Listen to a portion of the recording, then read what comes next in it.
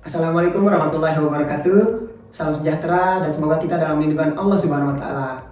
Perkenalkan, saya Rahmat Waskita MPD, saya dosen tetap program studi Pendidikan Matematika di kampus STKIP Paracendikia Ilmu Sumbawa.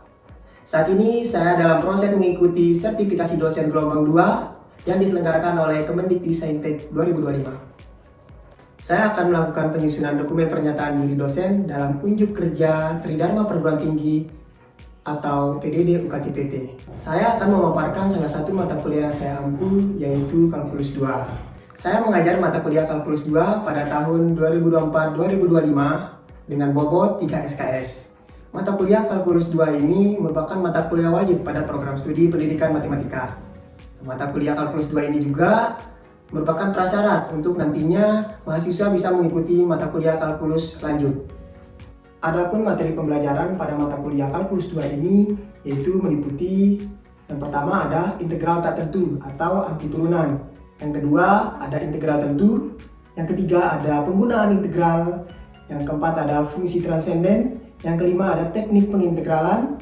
Yang keenam ada integral tak wajar. Perkuliahan pada mata kuliah Kalkulus 2 ini diselenggarakan secara tatap muka atau secara langsung. Mahasiswa akan dibekali kontrak belajar, yaitu mahasiswa nanti bisa mengakses RPS serta buku Kalkulus 2 yang menjadi pedoman pembelajaran di mata kuliah Kalkulus 2 ini. Oke, untuk metode pembelajaran yang saya terapkan yaitu bersifat aktif, partisipatif, dan kolaboratif.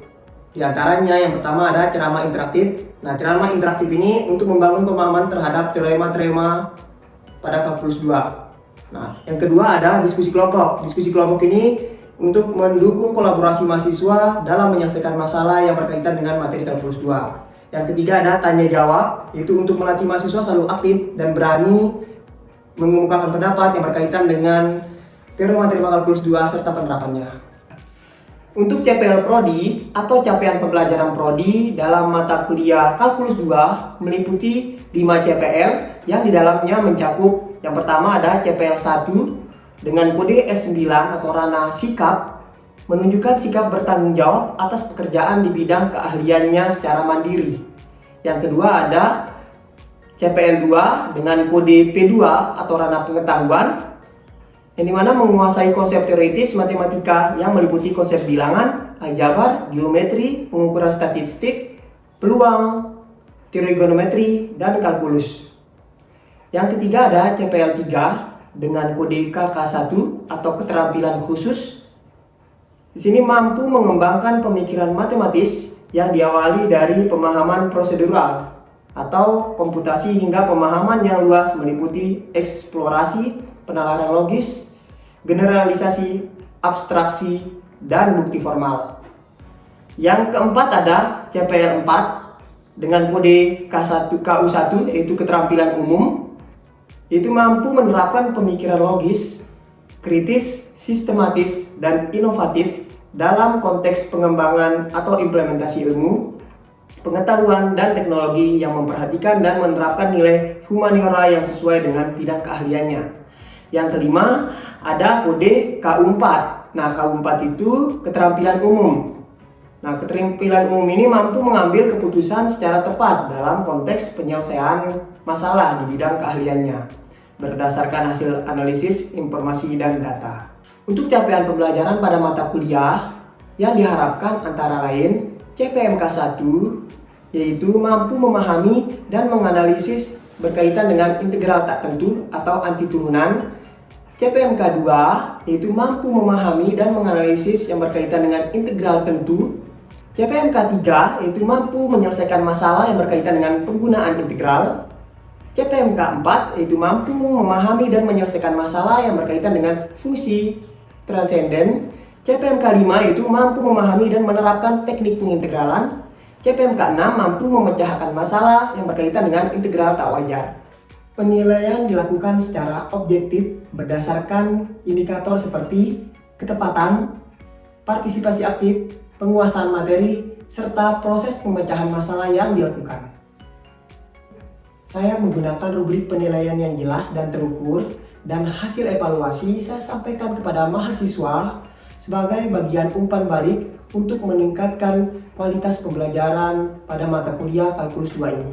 Dengan pendekatan ini, saya berkomitmen untuk menciptakan pembelajaran yang berpusat pada mahasiswa, sekaligus menciptakan lulusan yang unggul dalam dunia kerja.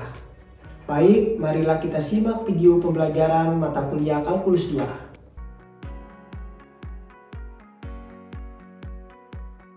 Assalamualaikum warahmatullahi wabarakatuh. Waalaikumsalam warahmatullahi wabarakatuh. Apa kabar semua? Alhamdulillah. Ya, semua ya. Sehat-sehat semua untuk hari ini ya. Alhamdulillah.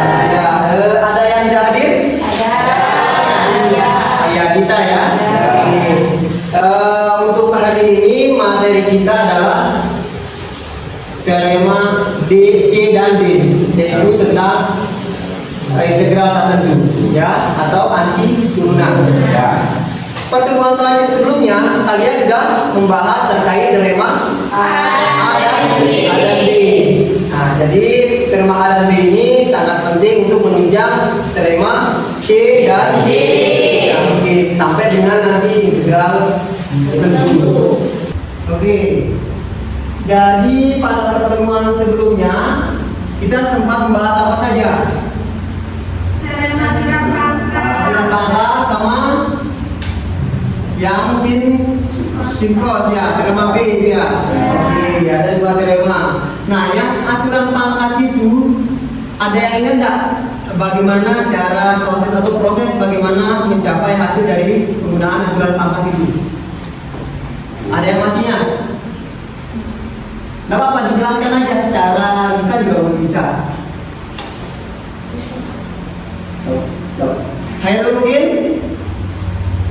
Oke, silakan Hairul, bisa dijelaskan sedikit terkait aturan pangkat Hairul? Misalkan fungsinya x kuadrat, kira-kira bagaimana Hairul? X kuadrat Ya, itu hasilnya 2/3x pangkat 3. 2x per gimana dibagi 2/3 fungsinya x kuadrat. Ya, fungsinya x kuadrat. Kira-kira berapa? Berapa integralnya? Kalau menggunakan teorema A. Oke, Kalau integralnya ini 1/3x pangkat 3.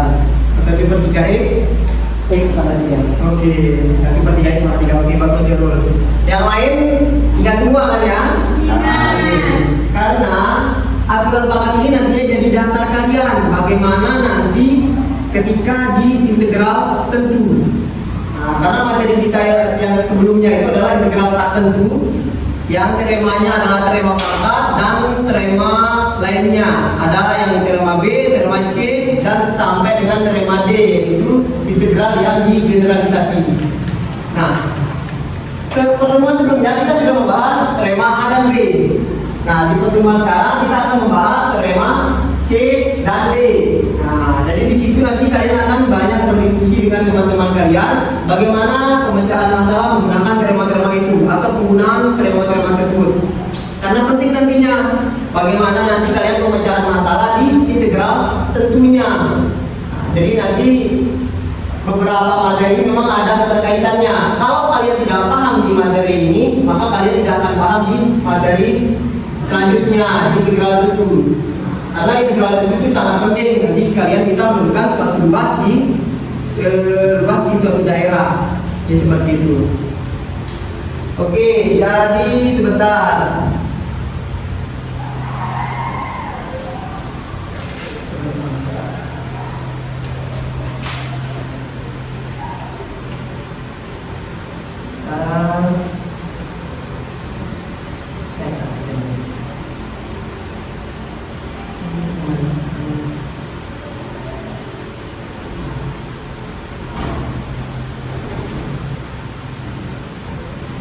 Oke, jadi sekarang langsung saja kita masuk ke materi hari ini atau materi kedua. Jadi sebelum saya memberikan materi ke kalian, jadi pembelajaran kita sekarang itu menggunakan pembelajaran berkelompok atau small group discussion. Nah, jadi di situ saya akan membagikan kalian satu kelompok itu 2 orang. Jadi kita banyak diskusinya di hari ini. Nah, jadi kita akan belajar sambil diskusi. Nanti siapa yang sudah bisa menjelaskan ke depan. Jadi seperti itu. Jadi buat kelompoknya mungkin Nur sama Imron, Nur sama Hairul, Ingin sendiri di sana, Ingin sendiri bisa terus, oke, sama Baik. Terus Baik Lili sama Belan, oke. Kita masuk ke materi pertama. Di materi pertama yaitu di teorema C atau operator linier. Operator linier ini juga nanti ada di integral tentu, tapi kita bahas di sini dulu. Di teorema C ini mengatakan misalkan f dan g mempunyai anti turunan integral tak tentu atau integral tentu, dan misalkan k suatu konstanta, maka bisa dilihat yang pertama di situ ada integral k kali fx dx sama dengan, maka k-nya itu bisa dikeluarkan terlebih dahulu. Nah, jadi dia tidak ikut dalam integralnya. Nah, jadi yang diintegralkan di situ hanya fx saja, ya, hanya fx saja. Saya akan contohkan satu contoh yang nantinya bisa jadi referensi kalian, karena nanti akan ada. Oke. Contoh yang teorema pertama, misalkan di situ ada 2x kuadrat dx, integral 2x kuadrat dx. Nah, apa jadi kalinya mana? Maksud kalinya mana? 2 ini k. Jadi 2 ini bisa saya keluarkan keluar, maka yang integral itu hanya x kuadrat dx-nya. Sehingga integral dari x kuadrat 1/3 x pangkat 3. Oke, 2 kali 1/3 plus c. Oke, plus c. Berarti ini baru dikalikan ke dalam. Berarti hasilnya 2/3 x pangkat 3 plus c, ya. Oke, plus c. 2c. Tapi 2c ini karena dia suatu konstanta, berapapun dia, karena nanti ketika dia diturunkan, maka suatu konstanta ini akan hilang. Jadi walaupun sampai berapapun misalkan 10c atau berapa c, itu tetap aja ini suatu konstanta, ketika diturunkan maka dia akan hilang.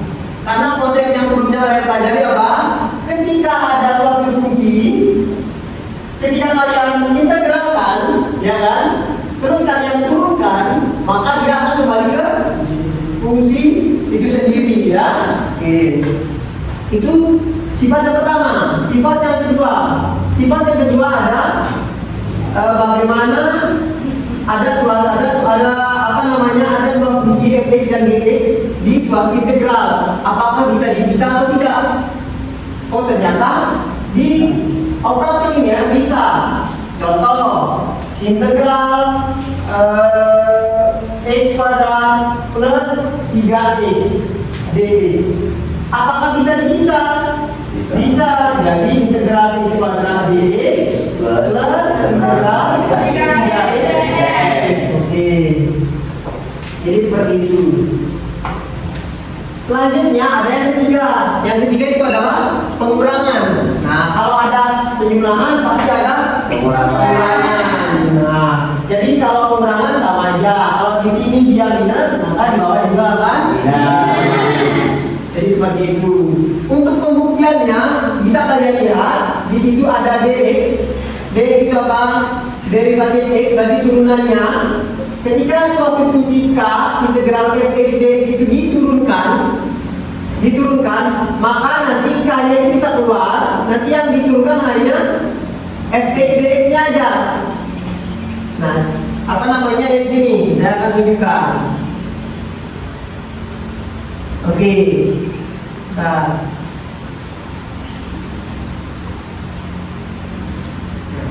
Ini kan suatu integral kan? K atau konstanta integral fx dx. Ada dx di sini. Dx ini artinya di sini apa namanya turunan, hasil turunan. Nah di sini yang diturunkan hanya fx-nya aja, tetapi di sini kan ada integral, ada turunan, ada integral, maka akan kembali ke fungsi itu sendiri. Jadi seperti itu. K-nya tidak ikut diturunkan, karena kalau konstanta diturunkan maka nol. Ya, nol. Jangan sampai lupa ya. Baru minggu lalu kita pelajari. Sama juga dengan pembuktian yang penjumlahan dan pengulangan. Bisa dilihat di slide. Di sini ya. Sampai sini ada pertanyaan? Ada pertanyaannya? Tidak ada ya? Oke. Karena tidak ada pertanyaan, sudah saya contohkan. Oke. Sekarang masing-masing kelompok menerapkan sifat tadi dari soal yang di depan. Silakan masing-masing kelompok mengerjakan. Nanti siapa yang sudah selesai langsung saja angkat tangan, atau nanti kalau tidak ada yang angkat tangan, nanti saya akan pilih sendiri siapa yang akan bisa menjelaskan prosesnya. Saya akan kasih waktu 2 menit untuk mengerjakan. 2 sampai 5 menit. Oke, silakan.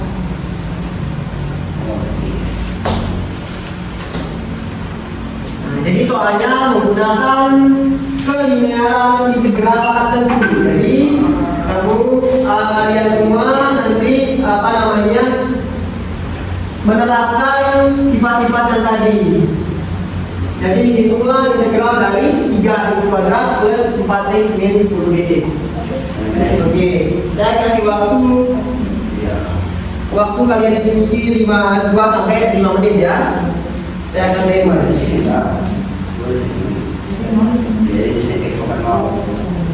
Oke,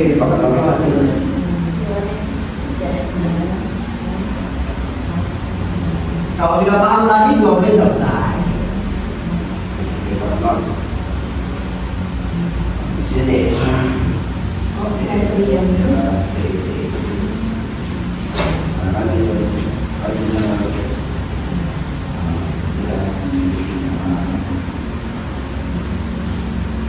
Diterapkan kelinearan yang tadi ya, jangan sampai lupa sifat yang tadi di teorema C. Saya ingin melihat kalian paham atau tidak, karena di teorema C itu pasti akan kalian gunakan sampai dengan integral tentu nantinya, sampai kalian menemukan suatu tugas menggunakan integral.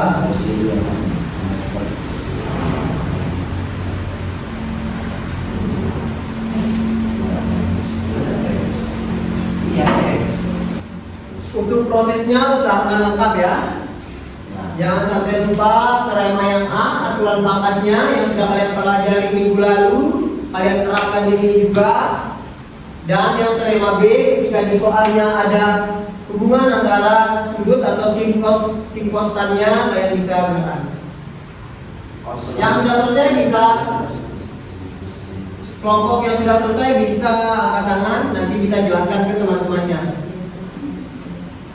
Ada yang sudah selesai? Oke, mungkin bisa kelompok 1, ini kelompok 1, 2, 3 ya.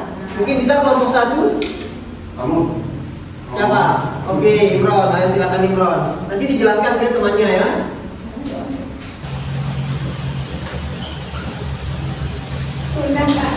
Udah. Oke.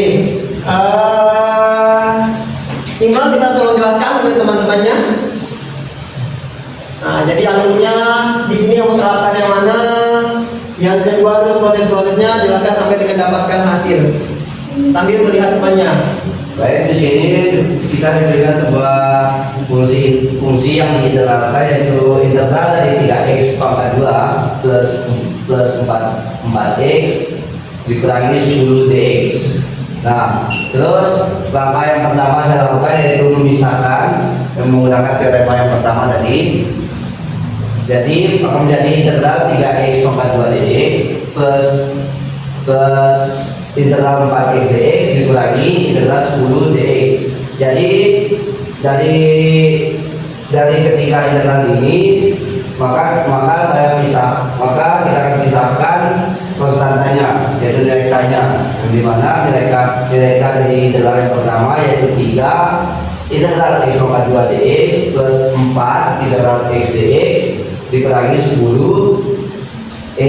dikurangi 10 integral x pangkat 0. Kenapa integral x pangkat 0? Dikarenakan semua bilangan yang dipangkatkan 0 itu akan menghasilkan 1. Jadi kita mengintegralkannya menjadi integral x pangkat 0 dx. Jadi untuk nilainya konstantanya tetap 3. Jadi hasil dari integral x pangkat 2 yaitu 1/3 x pangkat 3 plus c ditambah 4 integral dari x yaitu 1/2 x pangkat 2 plus c dikurangi 10 integral dari x pangkat 0 yaitu x plus c, maka akan menghasilkan, maka ini kita kalikan akan menghasilkan x pangkat 3 x pangkat 3 plus 2x pangkat 2 plus 10x plus e. Yang jawaban yang lain ada yang beda? Beda? Sama semua ya? Oke, terima kasih bro, silakan duduk. Setelah itu saya akan memperlihatkan kalian bagaimana contoh penerapan dari teorema D ini. Nah, di sini teorema D di sini adalah hitunglah integral dari x pangkat 4 plus 3x pangkat 30 dalam kurung tutup kurung pangkat 30 dikalikan dengan 4x pangkat 3 plus 3 dx. Diskusi lagi dengan kelompok yang tadi sudah saya bagikan. Udah ya? Diskusikan. Hitunglah integral x pangkat 3 plus 6x pangkat 5 dikalikan 6x pangkat 2 plus 12 dx. Kira-kira menurut kalian bagaimana sih ketika diintegralkan itu? Gunakan teorema D. Silakan gunakan teorema D, kalian diskusikan di masing-masing kelompok 1, 2, 3. Tadi kelompok 1 sudah maju ya? Nanti kelompok lain yang maju, atau mungkin nanti menjelaskan sedikit saja, atau mungkin ada pertanyaan sebelum masuk ke situ. Silakan. Saya kasih waktu 5 menit. Silakan, saya kasih waktu 5 menit. Hasil turunan dari x pangkat 3 plus 6x itu 3x kuadrat plus 6. Sedangkan g aksen x yang di belakangnya itu 6x kuadrat plus 12, ya kan? Nah, bagaimana dua fungsi ini sama? Berarti boleh kita kalau itu kan kalau depan itu kan apa ya kayak gimana sih? Jadinya ada Keluarkan. Enggak, maksudnya gini, kan yang kalau yang kita anggap dia turunnya aksen itu kan bisa kita bagi dua, bisa kita sederhanakan agar bisa jadi turunan si yang ini. Ya. Nah, berarti apakah boleh yang di belakang ditambah atau harus yang di depan? Yang di belakang dong. Oke, paham? Oke. Jadi integral x pangkat 3 plus 6x pangkat 5 dikali 6x kuadrat plus 12 dx itu sama dengan integral u pangkat 5 dikali 2 kali d dx nya. Jadinya ini kan dikeluarkan Pak. Kedua integral. Oke, mari disaksikan jawaban dari kelompok 2. Kelompok 1 dan kelompok 3 silakan menyimak. Di sini yang kalian selesaikan berarti dia berapa? Integralnya dikalikan berapa? 1/6 Seper 6 6 U pangkat 6. U pangkat 6 U pangkat 6 berapa jadinya? X pangkat 3 plus 6x. Saya kira mau dijelaskan.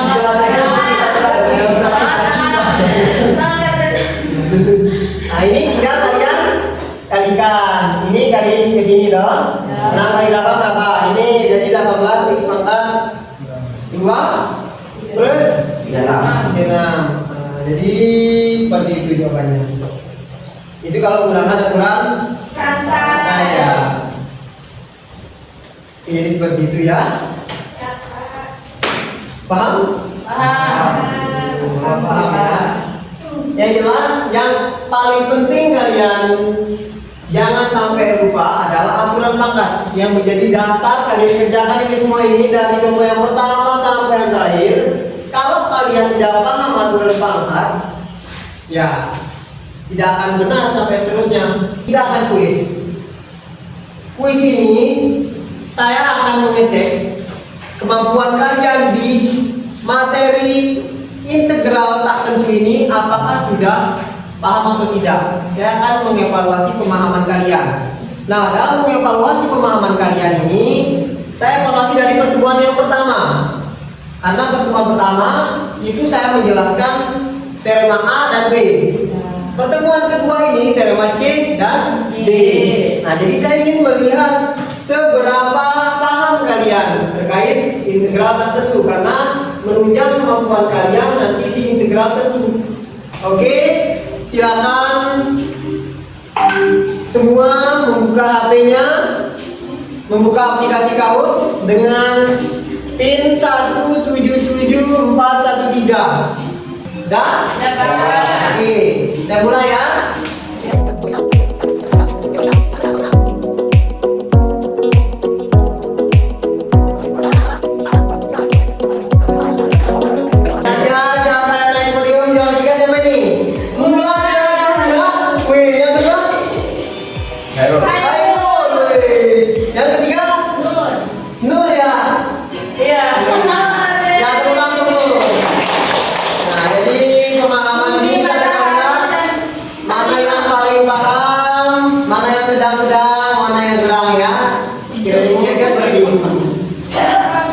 Jadi di pertemuan selanjutnya juga kita pasti akan melakukan evaluasi seperti ini.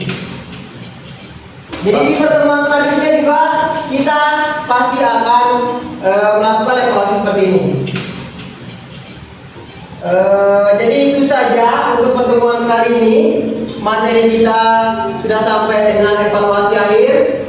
Jadi di penutup ini saya harapkan kalian jangan sampai lupa terkait materi integral tak tentu ini, karena sangat berpengaruh nantinya kepada materi selanjutnya atau materi integral tentu. Karena semua penerapan integral tak tentu akan digunakan di integral tentu itu. Jadi jangan sampai kalian lupa.